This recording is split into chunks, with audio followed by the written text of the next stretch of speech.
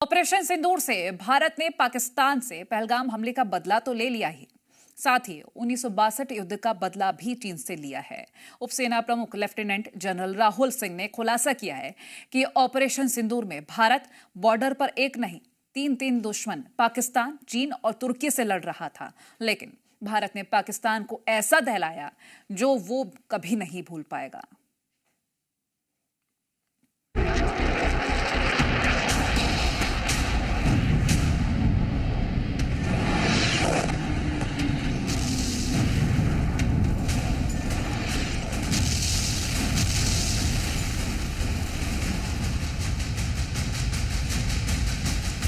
One border, two adversaries. So we saw Pakistan one side, but adversaries were two, and if I would say actually four or three actually. Operation Sindoor के दौरान भारतीय सेना एक साथ 3 दुश्मनों से लड़ रही थी।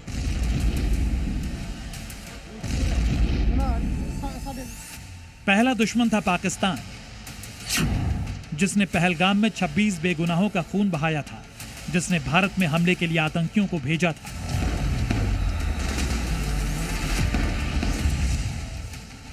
ऑपरेशन सिंदूर में भारत का दूसरा दुश्मन चीन था, जो कि पाकिस्तान को भारत की हर मूवमेंट की पल पल की खबर दे रहा था।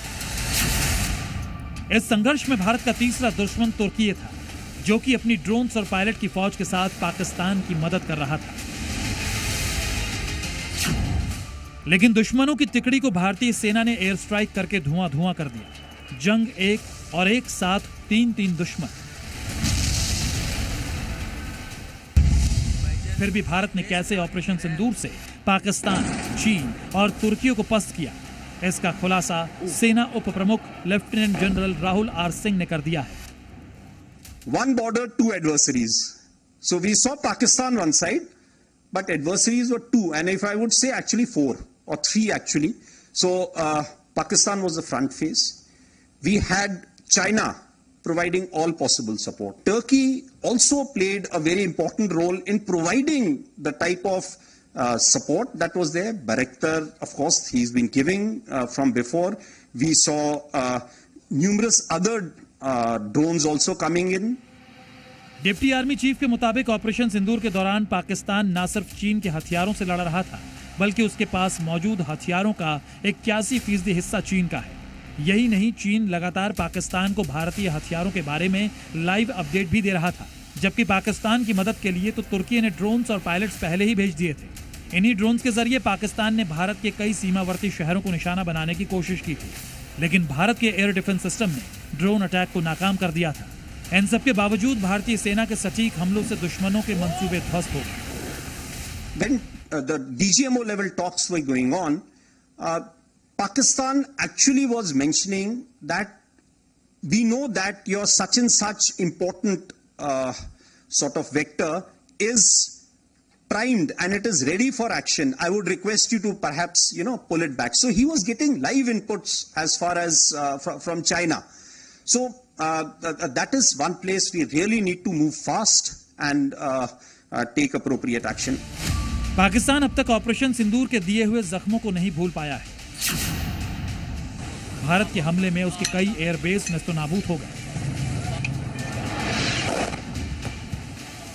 शहबाज शरीफ से लेकर ख्वाजा आसिफ तक भारत के ब्रह्मोस मिसाइल का खौफ भूल नहीं पाए हैं।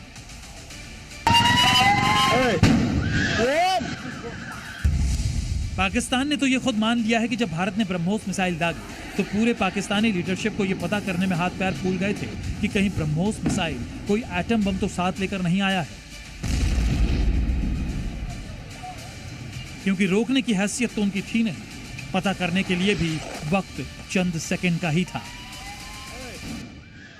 जब इंडिया ने वो नाम क्या था उनके मिसाइल का, हरमूस मिसाइल, जब उन्होंने वो फायर किया और जो आके यहाँ पे नूर खान एयर बेस के ऊपर आगे लगा, तो पाकिस्तान की क़यादत के पास सिर्फ 30 या 45 सेकंड थे।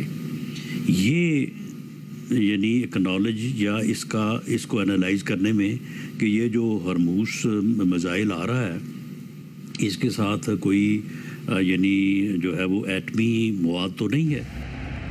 राणा सनाउल्लाह पाकिस्तान के पीएम शहबाज शरीफ के सलाहकार हैं। भले ही पूरा मुल्क इस वक्त जनरल मुनीर की मुट्ठी में है, लेकिन राणा सनाउल्लाह को इस बात की पूरी खबर जरूर थी कि भारत के ऑपरेशन सिंदूर के दौरान पाकिस्तान की सेना में किस तरह की खलबली मची थी। ऑपरेशन सिंदूर में भारत ने पाकिस्तान के एयरबेस नूर खान को निशाना बनाया था, जो कि उसके सेना हेडक्वार्टर रावलपिंडी के करीब है। नूर खान बेस पे बिल्कुल घर के सामने अभी एक जहाज गुजरा है। तब परमाणु बम की गीदड़ भपकी देने वाले पाकिस्तान को यह खौफ सता रहा था कि कहीं भारत पहले परमाणु बम दागकर उसके धमकी वाले खेल को धुआं ही न कर दे। उन 30 सेकंड में ये फैसला करना कि नहीं है और ये फैसला करना कि है, ये आप देख लेंगे ये कितना जो है वो खतरनाक बात थी। भारत का ऑपरेशन सिंदूर पाकिस्तान के लिए कभी न भूलने वाला एक ऐसा दर्द है जिसका खौफ पाकिस्तान को ताउम्र सताता रहेगा। भारत ने इसके जरिए पाकिस्तान के दोस्त चीन और तुर्की को भी बता दिया है, अगर तीनों दुश्मन हाथ भी मिला ले तो भी भारत नहीं डरेगा और इसी तरह घर में घुसकर जवाब देगा।